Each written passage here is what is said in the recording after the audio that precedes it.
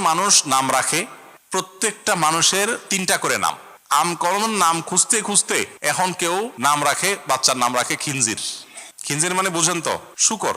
বলে এই নাম কেন রাখছেন? বলে কোরআনে পাইছি সেই জন্য। কোরআনে এই শব্দ আছে, কিন্তু এখন কোরআনে আল্লাহ খানাজির বলেছেন, আপনি ওইটা দেখে নাম রেখে দিচ্ছেন। কোরআনে তো আল্লাহ তাআলা কালবের কথা বলেছেন, কালব মানে কুকুর, তাই বলে সন্তান নাম রাখবেন নাকি? তো এই ক্ষেত্রে আমাদের অনেক ভাইরা, অনেক বোনেরা ভুল করেন, কমপক্ষে কারো কারো আরো বেশি আছে।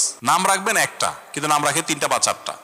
যেমন মোহাম্মদ আলী হোসেন, মোহাম্মদ আলী হোসেন, 3 জনের নাম এখানে একজনে দখল করছে। কিভাবে? মোহাম্মদ কার নাম? মোহাম্মদ আসলে কার নাম? আমাদের নবীজির নাম। আলী কার নাম? তার মেয়ের জামাইয়ের নাম। হোসেন কার নাম? নাতির নাম। তাহলে 3 জেনারেশনের নাম একজনে দখল করে বসে আছে না নাই? তো এখানে মূলত সুন্নাহ হলো নাম থাকবে একটা, তার সাথে বাবার নাম যুক্ত হবে বা বংশের নাম যুক্ত হবে। এখন আমাদের একজনেরই 3টা 4টা নাম, কোনটা ধরে নাম?